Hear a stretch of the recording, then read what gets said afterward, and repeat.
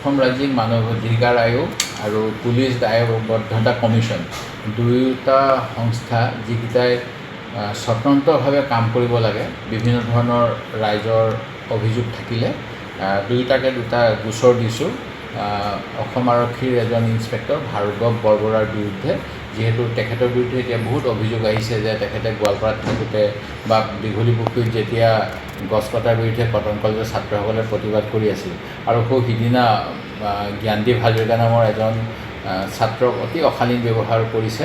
আইন আমি বাৰে প্ৰতি কৈ আছোঁ অসমত পুলিচে আইন হাতত তুলি লয়। আইন হাতত তুলিব পুলিচে নালাগে, কাৰণ ইয়াৰ বাবে ন্যায় প্ৰক্ৰিয়া আছে, ন্যায়ালয় আছে। কিন্তু বিষয়াজনে যেনেকৈ এটা ট্ৰেফিকৰ ভাইলেশ্যন হ'লে খুব কৰোঁ অসমত 2000 টকা বা কিবা এটা ফাইন হ'ব লাগে, তাতকৈ বেছি আইন অনুসৰি লিখা নাই। কিন্তু তেওঁ যেনেধৰণে মানসিক আৰু শাৰীৰিক অত্যাচাৰ কৰিলে এইটো এটা অতি দুখজনক ঘটনা। আৰু পাণবজাৰৰ নিচিনা জনবহুল জেগা এটাত হৈছে, ফেঞ্চি বজাৰ নিচিনা জনবহুল জেগাত এই ঘটনাবিলাক একেজন বিষয়াই কৰি আহিছে। এইটো চিন্তা কৰিব লগা। অসমৰ বিভিন্ন অঞ্চলত জনগোষ্ঠী জনজাতি আছে, তেওঁলোকক এনেকুৱা ধৰণৰ কিছুমান বিষয়াই বৰ অত্যাচাৰ কৰিছে নেকি ইউনিফৰ্মৰ পিন্ধি লৈ, সেইটো এটা চাবলগীয়া কথা। সেইকাৰণে গোটেই কথাখিনি মই চাবলৈ কৈছোঁ। আৰু এইটোও ঠিক যে DGP প্ৰকাশ সিঙে সুপ্ৰিম কোৰ্টত এটা গোচৰ দিছিল, তাত সুপ্ৰিম কোৰ্টে ৰায় দিছিল যে পুলিচৰ কোনে প্ৰমোশ্যন পাব, কাক ক'ত পষ্টিং দিব, এইখিনি বহুত সূক্ষ্মভাৱে চাই পেলাই ট্ৰেন্সফাৰ পষ্টিংবিলাক হ'ব লাগে। অসমত এনেকুৱা হৈছেনে নাই নাজানো, সেই গতিকে এই কথাবিলাকৰো জবাবদিহি হ'ব লাগে।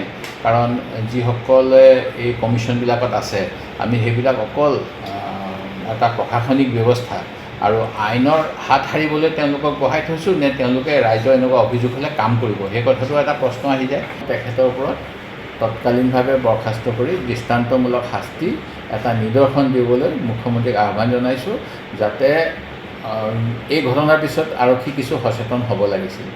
তিনিচুকীয়াত এনেকুৱা ঘটনা হৈছে বুলি গম পাইছিলোঁ, যোৰহাটত হৈছে, শিৱসাগৰত হৈছে।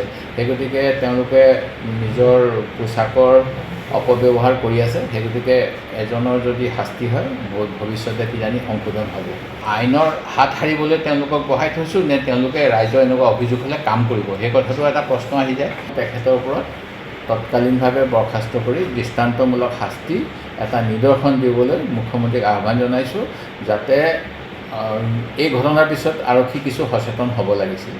তিনিচুকীয়াত এনেকুৱা ঘটনা হৈছে বুলি গম পাইছিলোঁ, যোৰহাটত হৈছে, শিৱসাগৰত হৈছে। সেই গতিকে তেওঁলোকে নিজৰ পোচাকৰ অপব্যৱহাৰ কৰি আছে। সেই গতিকে এজনৰ যদি শাস্তি হয়, ভৱিষ্যতে কিজানি সংশোধন হ'ব।